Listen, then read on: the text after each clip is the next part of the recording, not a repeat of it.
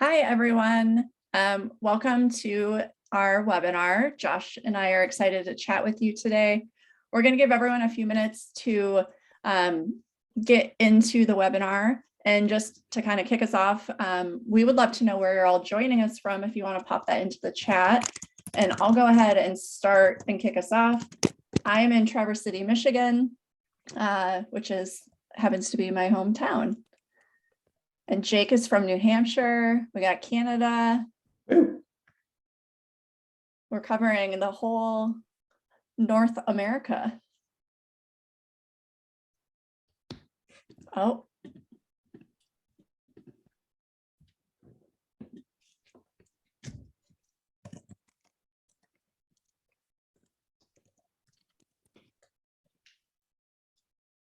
Oh, Beatrice, I lived in Chicago. That's where I went to grad school.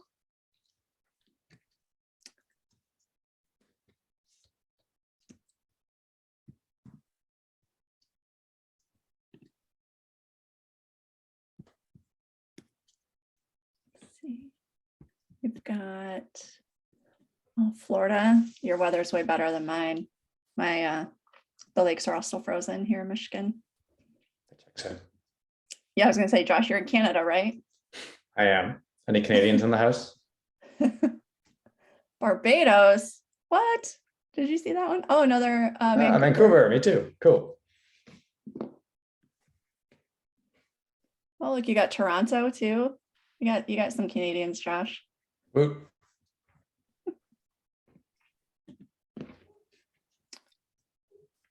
So Renee, if you want to, when you're ready for us to kick off, if you want to pop it in the chat and let me know. Oh, we have another Vancouver. The 90s. Oh, man. That sounds so warm. I think it's 40 something here.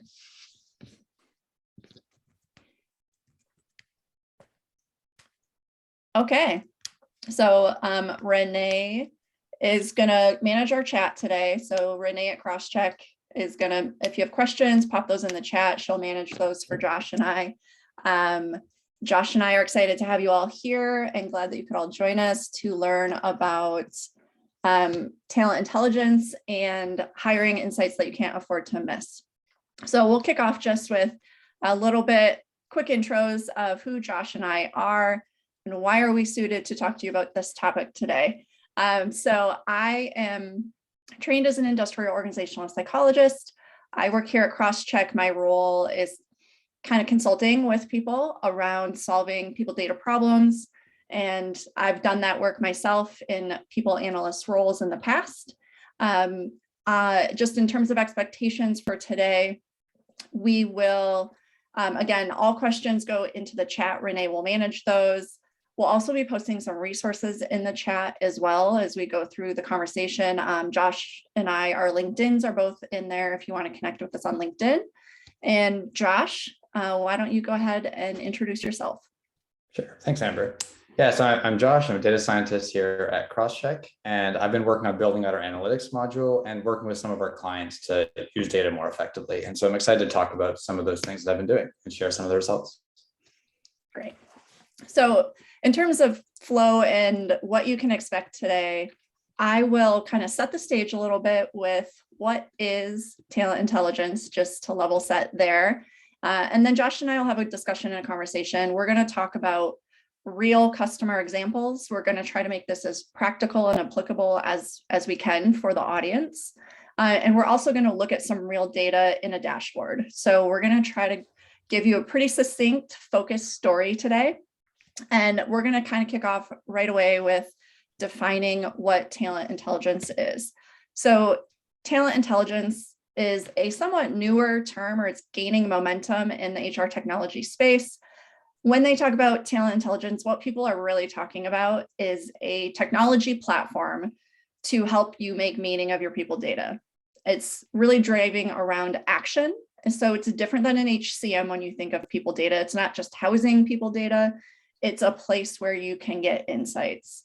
And this is gaining momentum right now as you think about the conversations that are happening right now in the world In terms of work, there's a lot of conversation about an employee-centric environment and this really, high need to understand not just your employees, but your candidates as well.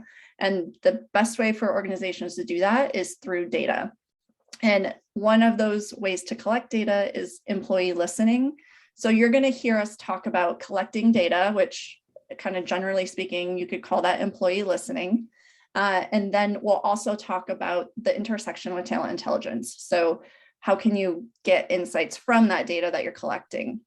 So kind of big takeaway, what is talent intelligence? Think of talent intelligence as the backbone of your integrated talent management system, and think of it as a way for you to optimize people operations and doing it through a technology platform rather than what I used to do in a people analyst role was in Excel and Tableau. So this is different in the sense that it's a technology platform is the focus. And a lot of people are talking about this, not just Crosschq, not just me and Josh. Josh Bersin is one of the louder voices in the space right now, kind of bringing this to light to people. And this whole idea that companies need to take action on this and they need to do more than what they've done in the past with a people analyst team. And they really need to drive forward. And one of the kind of things that he specifically, Josh Bersin, is talking about is how a talent intelligence system is now part of a core HR tech stack. So your HCM is always going to be foundational. Lots of people try to figure out ways to work around the HCM, get rid of the HCM, rip it and replace it. But really, I think we're at a point now where people have realized that an HCM does what it does. It's an administrative tool, and we need to stop trying to make it do things that it's not intended to do. So the best solution to that is to think of the core HR tech stack as a little bit broader and include talent intelligence systems and include employee experience systems or employee listening, which is really a survey methodology. So a way to collect data to put into your talent intelligence system. The best solutions are going to do both so that you don't have to have too many different solutions as a part of your core tech stack. So if you're looking for an interactive platform, you're looking for insights, you're not looking for administrative tasks, that's where you want to focus on a talent intelligence platform and not your HCM. So the next question is, well, how big of a challenge is this actually to implement and to start using? So that's kind of the rest of the conversation today. And we know that only 1 in 5 HR leaders believe that their organizations are effective at using data to inform talent decisions. And there's a lot of reasons for this. And Josh and I are going to talk about a lot of those today and give you some areas of focus that we've seen success in. And there is a few things that people are doing differently who are effective at this. The first thing they're doing is they're identifying real problems within the organization that they can collect data on. So they're partnering with someone or they have expertise and they know that the data is available if they have a tool to collect it. And if they do that, then they can get the insights they need to take action. And the other important piece here is that they're focused. They're looking at progress, not perfection. They're not trying to solve every single data question within the organization. They're having a focused look at some specific areas or discovering something in the data and then expanding from there and moving towards action is the one thing that I would say to emphasize here. Having data is great, but data and insights are only as good as the action that you take with those. So organizations really have to move away from the focus of more data is better data and really look at what's actionable within the organization. And a talent intelligence platform can help you do that because you can have a partner who has expertise in doing this at scale with other organizations. So you can kind of build on that expertise from having a partner rather than building this internally and having a really narrow scope. So what we're going to do next is we're going to actually talk a little bit about data specifically and learn a little bit about your data challenges. So we're going to launch a poll asking what the top data challenges are that you're facing when it comes to gathering actionable insights in your organization. So go ahead and vote quickly. We'll give you a minute or so to do this. And we're actually going to discuss this for a second and then compare it to a LinkedIn poll that we did prior to today's webinar and see if there's alignment or if there's something different. So I'm curious, Josh, do you think it's going to be the same? Do you think it'll be different? Let's expect the same, but let's see. Yeah. Let's see. Renee, have we got the results in?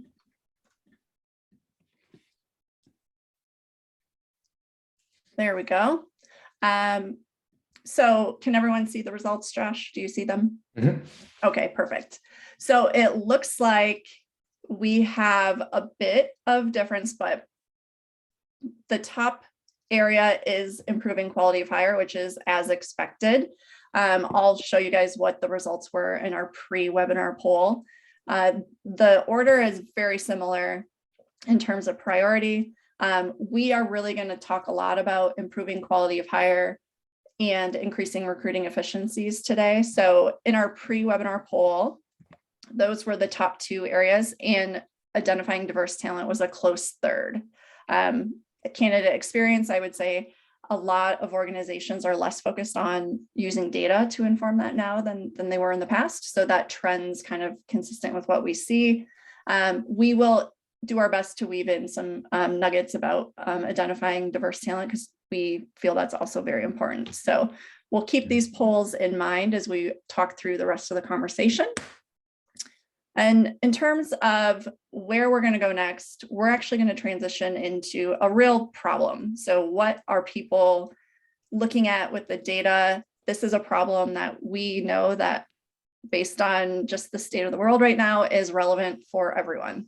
And that is the Great Resignation and this whole idea of a lot of conversations happening right now about the impact of this. So not so much of, is this a problem? We know it's a problem. We know it's not going away. Just as recently as March, over 4 million people changed jobs. So we know it's a problem, but what is the effect of this? And what can organizations do to help mitigate the effect? And we know that 40% of the workforce has changed jobs throughout this period of time. And that is a huge number, and that has impact on organizations. So those top challenges of quality of hire, that being a consistent challenge is really driven by this. So quality of hire is one of the kind of things that people first think of that they could achieve if they could kind of crack that code, is they could do more with less. And that's an area of focus in organizations right now, just because of the nature of the churn that's happening. The other thing is, if you can find someone who is a high quality of hire, their chances of being more engaged in the organization and potentially staying longer help kind of solve this and kind of move away from this great regret that we're seeing with companies who potentially were less focused on quality during this period. And there was a lot of reaction happening. And we're seeing a shift of people being less reactionary right now and really digging into what happened over the past couple of years. What can we learn from that? How can we change our process? So that's going to be the rest of the conversation, is kind of foundation in that. And we'll kick that off. Josh and I will start the discussion with Josh speaking a little bit about how he has seen the Great Resignation change the scope of talent analytics and the importance of it. Yeah, for sure. Thanks, Amber.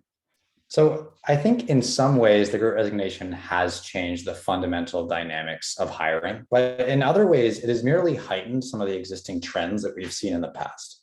So when you think about an organization, they're probably aware to some degree of their candidate experience. That could be driven largely because those who work in an organization were themselves at some point a candidate.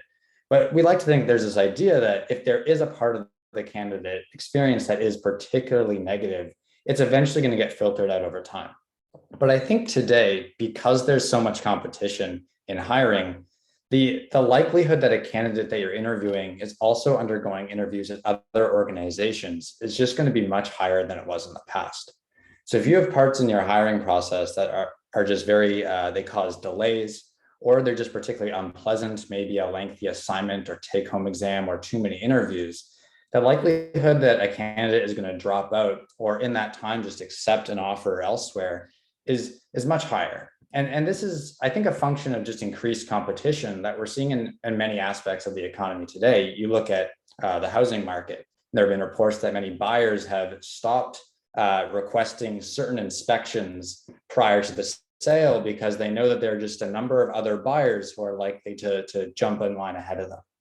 And so thinking about that analogy as it pertains to hiring, well, there is value to these assessments. There is value to the interviews. There's value to doing a take-home exam, but there's also a cost. And I think something that has really changed here is the idea that we need to really measure the costs and benefits of all these different parts in our hiring process and figure out for which aspects the benefits actually do outweigh the cost.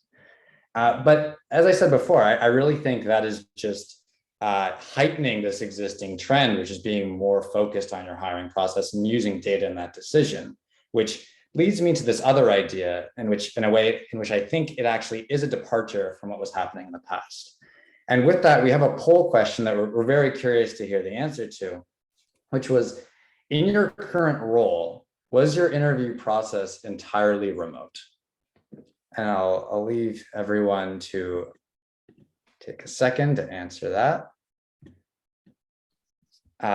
And I guess, as you know, it's a yes or no question. So if you feel comfortable as well, feel free to post something in the chat. Like, what was that experience like? Did you find it strange? Was it weird? Was it a little unsettling?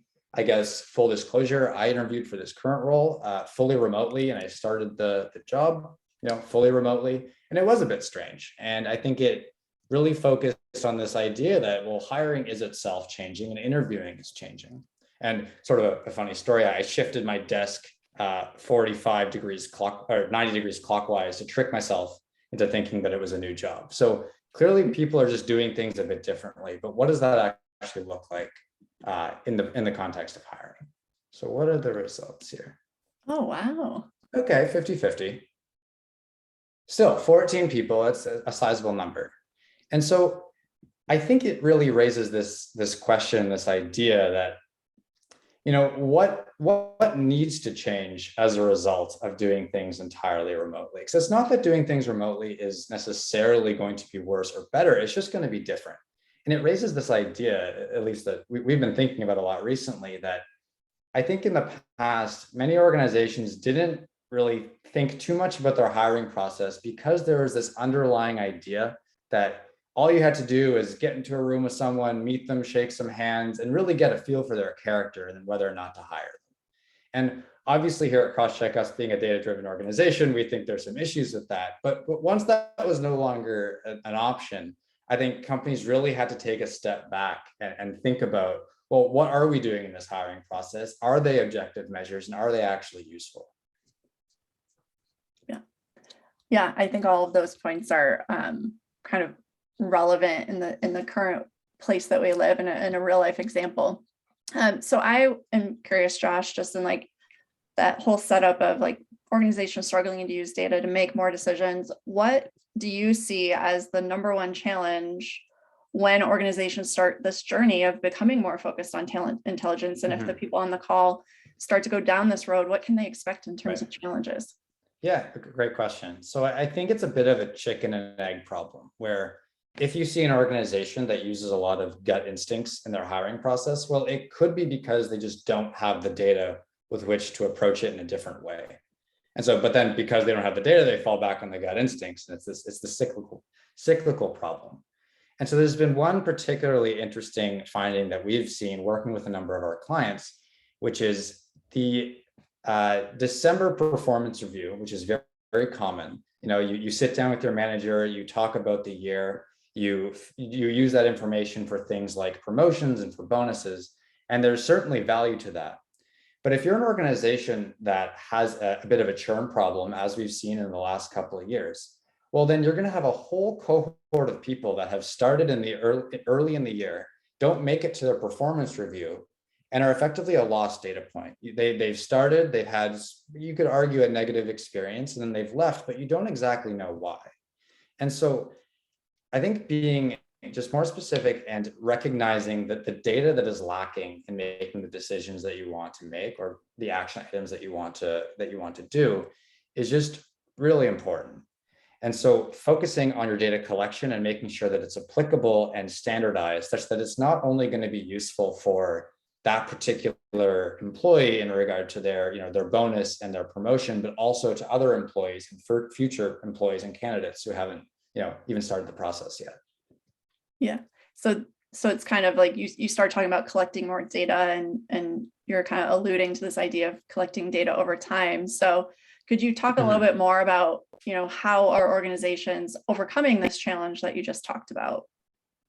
Yeah, totally. So I think, within the world of statistics is sort of this idea of garbage in and garbage out. So if you have a data collection process that isn't really working, and then you try to run analytics on top of that, well, it's going to reflect the sort of the idiosyncrasies within the data that you've collected. And so I think frequent and consistent data collection really addressed that problem that I alluded to before, which is having one data point, every December, but also being very intentional in regard to the data that you collect, making sure that it is applicable and making sure that you're able to use that data in a responsive and tactical manner. So if you want to change your hiring process, but you collect data every December, well, when you make a change, you have to wait until the following December to measure that change. And that's going to be obviously a major issue. And so we have a module here at Crosschq called Pulse, which is a surveying tool that we think is very helpful. And I'd like to just describe a situation. I think we have a 9-box slide on the next. We do.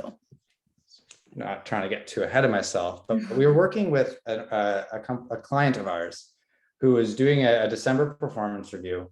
And they were using this, I guess, succession or talent planning tool called the 9-box as a way of measuring. Their focus was performance, but they're also interested in potential. And so I don't think there's anything inherently wrong with a 9-box, but I'd like to call out dysfunctional geniuses.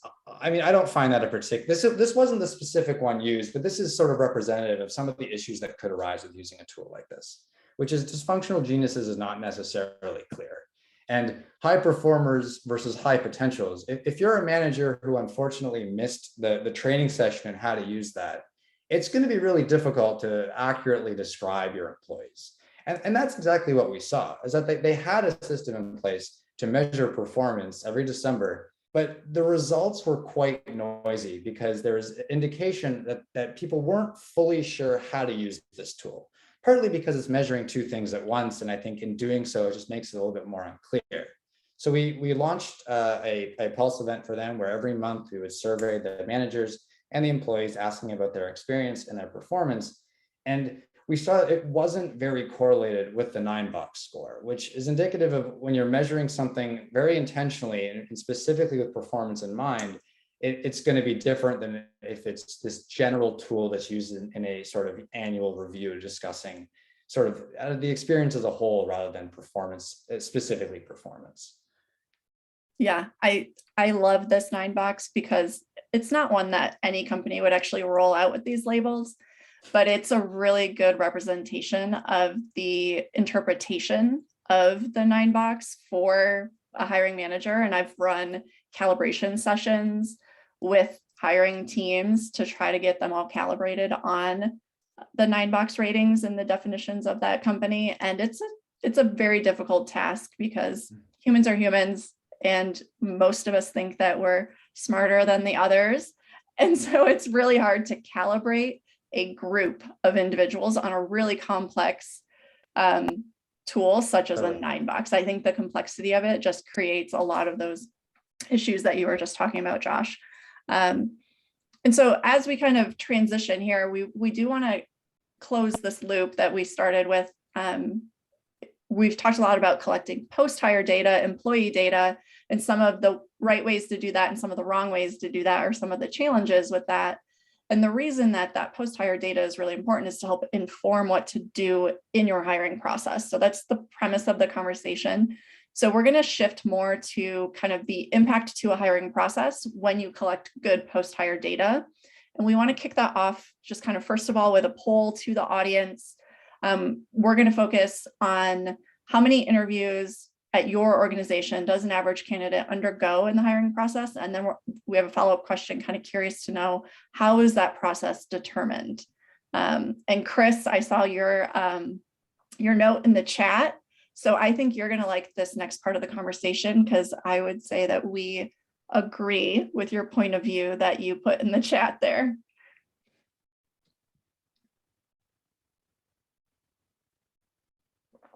So I will say here at Crosschq, I think for my interview process, I did 4 interviews, I think.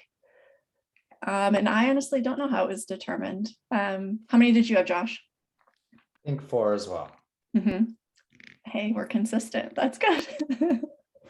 4 as well. But it can definitely vary. So I'm curious to see what the. Oh, Renee said 4 as well. Okay. That's good.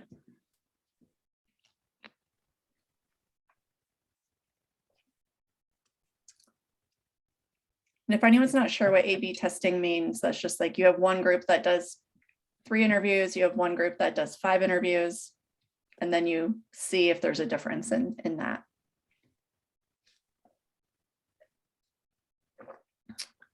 All right, Josh, there are your results. Okay, 5 or more. Okay, so 2 is the peak, but a fair number in the tail, around 4 and 5. Interesting. Okay. Is anyone surprised? If you're surprised by these, I just kind of put your comments in the poll or in the chat. We'd be curious to hear your thoughts in the chat on this. But it's interesting, the highest reason how everything is determined is kind of the expertise of the individuals.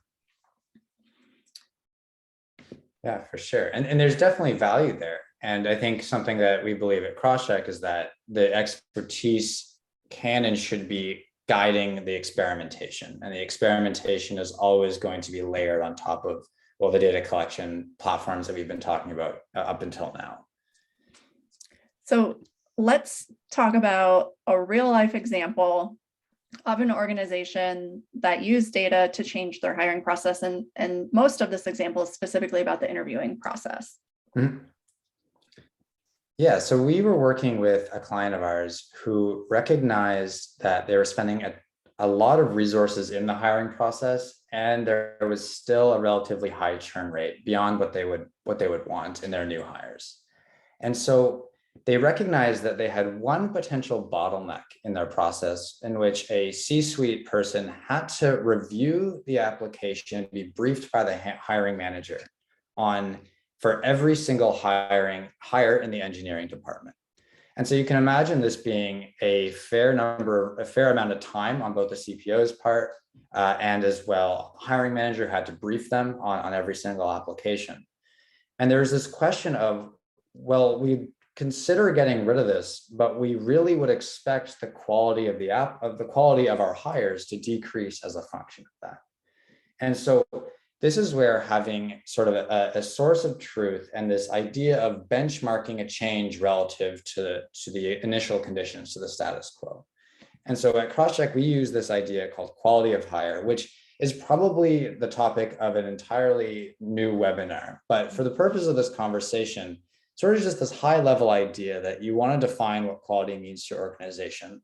Or if you want to just start with an out of the box approach, you're probably going to be interested in candidates who perform well on the job and also don't leave in the first year or whatever period you define. And so with that, they were using this December performance review system where they had performance data just every year. And so they didn't want to make this change for that reason that I alluded to before, which is they would have to wait an entire year to measure the effects to see if this was negatively impacting their new hires. Or I guess the flip side would be if it was positively impacting their new hires, why wait a year to implement that further? And so we got them onto a pulse module where they were sampling their employees and managers monthly to measure performance. And with that, we were able to run an analysis right before and right after they made this change where the CPO no longer had to sign off on every engineering hire. And what we were able to see was that the quality of hire did not decrease. So we didn't see it increase, but I don't think anyone expected it to. But the real take home for us and for them was that they could cut something out of their hiring process measure whether or not that would negatively impact it. And if it didn't negatively impact, what they're able to show is that they were just purely saving resources. Now they just gave more time to the CPO and the hiring manager for other aspects of their day-to-day. And it was a huge win. And so I think with that, it really served as an example of taking a further step back and thinking about what other aspects do we do for maybe historical reasons, and how can we measure that? How can we set up an experiment to test what that's actually going to do to the new hire pool? Yeah, I love that example, Josh. And Edwin put in the chat just a part of his experience that he had 4 remote interviews, 3 more on site, and he dropped after the 4th interview. So I think the other kind of takeaway from your story and what this customer was able to do is that they also improved the candidate experience. Mm-hmm. And every step in your candidate process is a potential step for them to fall out and drop out of the process, given your point earlier that they are probably interviewing somewhere else. So it just benefits the organization in numerous ways if they're able to really implement a data-driven approach to how they're hiring people. For sure. So with that, let's go ahead and hop into a live dashboard of some data, and I'll show you what you might see in relative to what Josh was talking about in his example. So in terms of the analysis Josh talked about, he talked about measuring trends over time. So that's what we see here is a 12-month period of time. And we are looking at a February hiring class, a March hiring class, and an April hiring class. What we're looking for here is in February, the CPO was interviewing every hire. And then in March, we made that change and that continued on throughout. And so what you actually see is that the purple line and these blue lines are almost exactly the same. So given the story that Josh just told, what we're seeing is that the impact of changing the hiring process in March really wasn't significant at all. And we're able to kind of have a business case driven by data to continue to iterate and explore. So I think that's the other piece of this is once you have one success in this way, you can really kind of change the positioning of talent acquisition and HR to the business. And they see you as a strategic partner, and it increases that trusted advisor role that a lot of HR and talent acquisition professionals are looking to have with their line of business. Another thing I do want to call out is you may want to dive a little bit deeper into your data other than just see the general trends over time, as you might have specific conversations that you're walking into where you want to talk about quality of hire by department. And there might be some very specific things you want to address here. Perhaps your product and software development team refuses to do something that you're recommending in their hiring process, but the support and sales team have embraced that and they're utilizing it. And you can take this data and show them right away what the impact is to their resistance to your change that you want to implement. Another scenario could be you're reviewing your recruitment marketing dollar spend, specifically in this case, agency spend. And you want to have a conversation about where you're spending money on agencies and whether or not you're getting the return that you should be getting. So in this case, we have 2 agencies that are performing fairly well.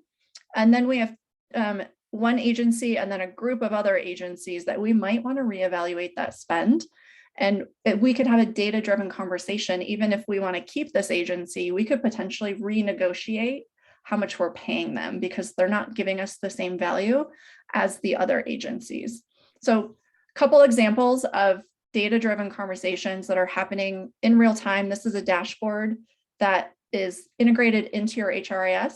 And this data lives in here, and our pulse is directly in here as well that Josh was talking about. So we collect the data, we can ingest the data, we can help you visualize the data. And that's kind of really the whole idea of a good talent intelligence platform. So when you have data at your fingertips, you often want to go beyond your interview process, and you might want to explore some other things in terms of what else can you optimize. So Josh, what other considerations are important when you're designing a hiring process? And have you seen your customers kind of go a little bit deeper on once they have access to data? Yeah, for sure. I think one that we've seen pretty frequently is the use of assessments. And this could be in the form of a standardized assessment, such as a Wonderlic, a G plus, or a Watson score, which is basically a multiple choice style exam that you would make a candidate do to get a sense of their aptitude, or a take home exam, which is probably a little bit more tailored to your organization, but the same idea really stands. And so I think the idea of quality of hire has been really useful in showing to what extent these tools are useful in your hiring process. And I think a number of organizations approach these tools with this idea that there is some assessment that is going to be a silver bullet. It is going to be a litmus test such that all candidates are going to do it. Those above some threshold score should be hired and those below should not. And hiring processes are complicated and measuring QOH is complicated, and it's just never going to be that simple. And so I think approaching those assessments just with an understanding of their limitations is really helpful, but be that as it may, I still think that there is value to them. But there's also, as we mentioned before, a cost to doing so. It really extends your hiring process. It spends, you're asking the candidate for more time than they already have been giving. And so with that, it's really ensuring that, is the tool effective? And we've seen some organizations who are using multiple tools. And so we've been working with them to sort of run the numbers, comparing the scores on these tests to the quality of hire scores and seeing which ones are going to be the most beneficial. So one particular client was using all three of those tools that I just mentioned, and we ran some numbers and showed that, well, they're pretty highly correlated. They're measuring similar things in as much as they're these standardized multiple choice style exams. And so we eventually said to them, use this one tool because it has some historical precedence and your organization enjoys it, but don't spend the additional time and resources on the second two. But I think even in doing so, it raises this interesting problem where, like I said, you want this test that's universally applicable, but ultimately the hiring process is complicated and it can be noisy. And so you want to figure out which group is actually going to be most beneficial to the assessment that you're doing. So many of these sort of resemble a college style exam, and they're going to be more useful for a new grad, but not necessarily to a seasoned manager who's been working for 30 years. So just being cognizant of sort of the biases that are existent in these assessments and how they might reflect the candidate themselves. Yeah, I think those are all really good points. I did notice we have a question from Chris in the chat. Thank you for the compliment on the dashboard, Christopher. So he's asking what performance metrics or competencies determine the threshold for quality of hire, and how do companies decide what metrics they're going to use? Yeah, great question. So I might have briefly touched on it before, but it's sort of out of the box, we think about quality of hire as being mainly a function of performance and retention. You want high performers who are going to stay at your company for a long time. But ultimately, quality needs to be defined by the one who's going to use that metric, by the organization themselves. So if you really value leadership skills, that could be a function, that could be a parameter rather in your quality of hire function. If you value things like culture add, that could also be measured on a particular quality of hire score. And it's sort of just this idea that once you include a metric, or once you include a parameter rather in your quality of hire score, I think the very act just makes an organization more focused on it. And it really, it shows that you do value managerial experience. You do value being a culture add in the candidates now that you're looking at. Mm-hmm. Yeah, and I think one thing I often hear when we're talking to customers who are thinking of going down this path, and the first thing is always like defining quality of hire. And when I was in my first people analytics role as a graduate intern at AbbVie, one of the projects they gave me was, hey, we haven't been able to figure this out. Amber, do some research, do some work, define quality of hire, figure out how we can measure it. I don't know that they still have cracked the code on that. So I always try to encourage my customers to think about it as an iteration. Your business changes over time. So your definition of quality of hire may change over time as well. And it may be different and it should be different for your sales team than it is for your accounting and finance team, for example. So my customers, when I talk to them about this, get excited that we don't put everyone in the same box and tell them exactly what it should be. We provide consulting and guidance and really look to them as the expert on their business. And then we can help them define what data is actually available. What do we still need to collect? And then what can we put into the algorithm that, will be meaningful and won't be introducing bias. So I think that's kind of just putting a little bow on that from my perspective as well. Yeah, great point, Amber. So I know we have about 5 minutes left.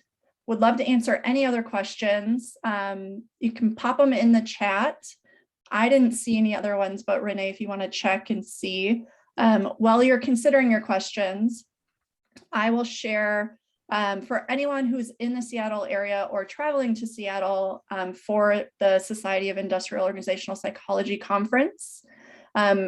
Josh and I are going to be speaking on a panel there. It will be a similar related topic to today's topic, but it will be a lot more focused on data science techniques and using data science and IO psychology across a lot of different organizations. So we'll be joined by panelists from Google, from Ford Motors, and from Unum.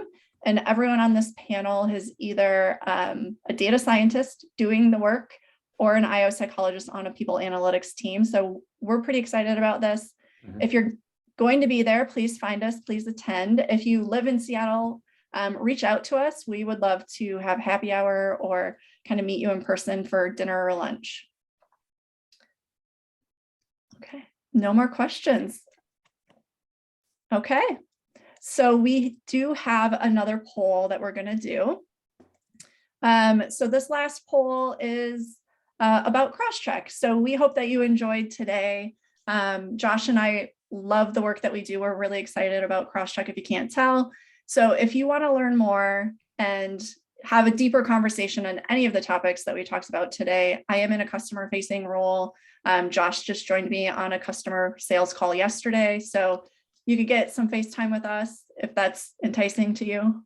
I don't know, hopefully it is. We can put you with someone else if you want to. But let us know on the poll if you're interested. And in terms of final thoughts, I would just encourage you all to really be thoughtful about what action can you realistically take within the organization, and then who are your key stakeholders? How do they like to be communicated to? What data is going to be influential to them? And then really, I think I've done the internal work. I think having an external partner is just such a value add to get the expertise of someone like Josh, who is a data scientist doing this at scale across organizations, someone like myself who has done this work internally and then consulted with a lot of external companies as well. So we hope to hear from you, and we're so happy that you joined us today. Josh, any closing questions from you? No, I think that's about it. Thanks everyone for your engagement. Really appreciate it.